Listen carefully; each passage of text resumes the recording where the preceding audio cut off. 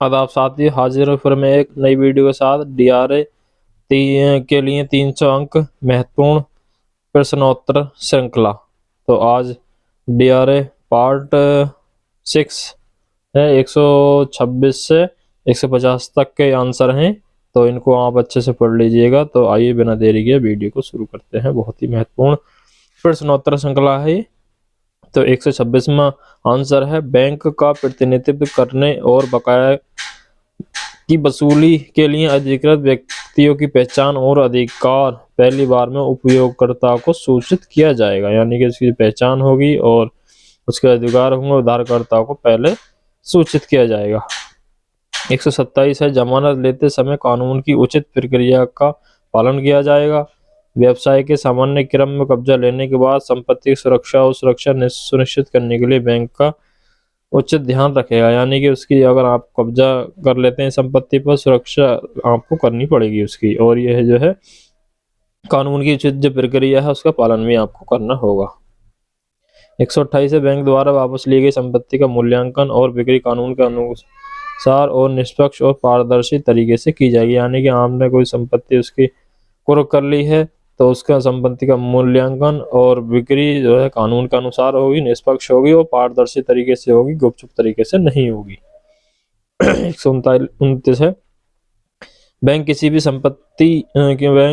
समय संपत्ति के कब्जे के बाद और संपत्ति की बिक्री के लेनदेन के समापन से पहले उधारकर्ता को संपत्ति का कब्जा सौंपने पर विचार करने के लिए तैयार होगा, बशर्ते बैंक की बकाया राशि पूरी तरह चुका दी गई हो। यानी कि कुर्की हो गई है, आप उससे बात करेंगे कि आप अब भी अगर सारा का सारा पैसा चुका देते हैं बैंक को तो आपकी जो संपत्ति है आपको कब्जा करा दी जाएगी, आपको दे दी जाएगी। 130 है, क्रेडिट संस्थान और ऋण वसूली एजेंट एजेंसी के बीच ऋण वसूली समझौता संविदात्मक व्यवस्था के रूप में कार्य करता है, जो कानूनी रूप से दोनों पर बाध्यकारी है। दोनों पर ये बात लागू होती है। और क्रेडिट संस्थान यानी कि जो लोन दे रही है और जो एजेंट है, दोनों ऋण वसूली समझौता संविधान व्यवस्था के रूप में कार्य करता है। 131 है, संचार एक सामान्य समक्ष पैदा करने के लिए कम से कम दो व्यक्तियों के बीच की सूचना, विचारों आदि का आदान प्रदान की प्रक्रिया है। 132 है, ना सुनना संचारक के प्रति आदर सम्मान की कमी दर्शाता है, इसलिए इससे बचना चाहिए। यानी कि आप बार बार उसको कह रहे हैं क्या कह रहे हो क्या कह रहे हो, यानी कि अनसुना कर रहे हो बात को, तो यह आदर और सम्मान की कमी दिखा रहा है, तो आपको इससे बचना है। 133 है, एक अच्छा रिकवर एजेंट एक अच्छा संचारक होता है और एक अच्छा श्रोता भी होना चाहिए। यानी कि तुम एज ए रिकवरी एजेंट, डेब्ट रिकवरी एजेंट के रूप में आप कार्य कर रहे हो, तो एक आपको अच्छा संचारक होना पड़ेगा, आपको अच्छा बोलने वाला होगा और अच्छा सुनने वाला भी आपको होना चाहिए। 134 है, सुनना उन सभी तरीकों को संदर्भित करता है जिसमें दूसरे पक्ष के से संचार प्राप्त किया जा रहा है, और इसमें न केवल सुनवाई बल्कि चेहरे और शरीर के भाव, ध्यान आदि की कमी भी शामिल है। यानी कि ये नहीं है कि तुम आप बात सुन रहे हो या कह रहे हो उसकी, तो आप चेहरे पर गुस्सा कर रहे हो या शरीर का हाव भाव आपके ठीक नहीं है, तो इन बातों को आपको ध्यान में रखना, ये कमी में आता है। 135 है, सुनने से दो पक्षों के बीच मनोवैज्ञानिक दूरी को हटाकर संचार के प्रभाव में सुधार होता है। यानी कि आप अगर आमने सामने बात कर रहे हो तो वो जो है दो पक्षों की मनोवैज्ञानिक दूरी हट जाती है। फोन से बेटर बात यह है कि आप आमने सामने उससे बात करें। 136 है, आमतौर पर व्यक्ति एक दूसरे से अनुकूल रूप से संबंधित होते हैं जब उन्हें अपनी गरिमा, आत्मसम्मान, विचारों और मूल्यों का समर्थन मिलता है। यानी कि कुछ आप उससे प्यार से बात करोगे, गरिमा से बात करोगे, आत्मसम्मान से बात करोगे, तो आप जो है वो आपके प्रति सहमत हो जाएगा और जो है पैसा चुकाने के लिए राजी जल्दी हो जाएगा। 137 है, वसूली एजेंट का अधिकार और कर्तव्य अनिवार्य रूप से एक एजेंट के होंगे और अनुबंध अधिनियम के प्रावधानों और आरबीआई और आईबीए के नियामक दिशा निर्देश द्वारा शासित होंगे। 138 है, अनुबंध अधिनियम में कानून के सामान्य प्रावधान शामिल हैं जो लागू होंगे जहां बैंक और वसूली एजेंट के बीच समझौता मौन या संदिग्ध है। 139 है, बैंक जमाकर्ताओं यानी कि जो पैसे बचाने वाले और उधारकर्ताओं, पैसे के उपयोगकर्ता वाले के बीच मध्यस्थ करते हैं, जोखिम लेने के लिए इनाम के रूप में ब्याज फैलाते हैं। बैंक जमाकर्ता मतलब लेने वाला देनदारों के बीच की मध्यस्थ कार्य करते हैं और जोखिम लेने के लिए जो भी आप रिस्क ले रहे हैं उसके इनाम के रूप में ब्याज फैलाते हैं। 140 है, एक व्यक्ति जो बैंक के साथ किसी प्रकार का जमा खाता रखता है वह है बैंक का ग्राहक होता है, यानी कि जो आपका सेविंग अकाउंट है तब आप बैंक के ग्राहक कहलाएंगे। 141 है, बैंक के गैर प्रकटीकरण का कर्तव्य संविदात्मक और कानूनी है, लेकिन यह कर्तव्य पूर्ण नहीं है और योग्य है। नंबर 142 है, डीआरए देय राशि की वसूली के लिए किए गए प्रयासों का दस्तावेजीकरण करेगा और ग्राहक को भेजे गए संचार की प्रतियां यदि कोई हो तो रिकॉर्ड में रखा जाएगा। यानी कि जो आप डीआरए के लिए आप कार्य कर रहे हो तो आपको सारे दस्तावेज आपको इकट्ठे करने होंगे और जो ग्राहक को आपने संचार भेजे यानी कि जो भी नोटिस भेजे उसकी प्रतियां आपके पास होनी चाहिए जो कि रिकॉर्ड में रखी जानी चाहिए। 143 है, डीआरओ को कारावास की धमकी नहीं देनी चाहिए। जहाँ तक डीआरए को कारावास की धमकी नहीं देना चाहिए, यहाँ तक कि कारावास को उल्लेख भी नहीं करना चाहिए जब तक कि नियोजित कार्रवाई वर्तमान में चल रहे कारावास के परिणाम ना हो।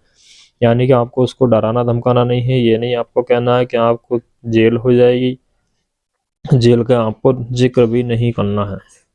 ये बात की बात है, जब वो उधारकर्ता ज़्यादा डिफॉल्टर हो जाएगा तो बाद में उसको जेल वेल लो जो भी हो, पर हाल शुरुआत में आपको ऐसा नहीं करना है।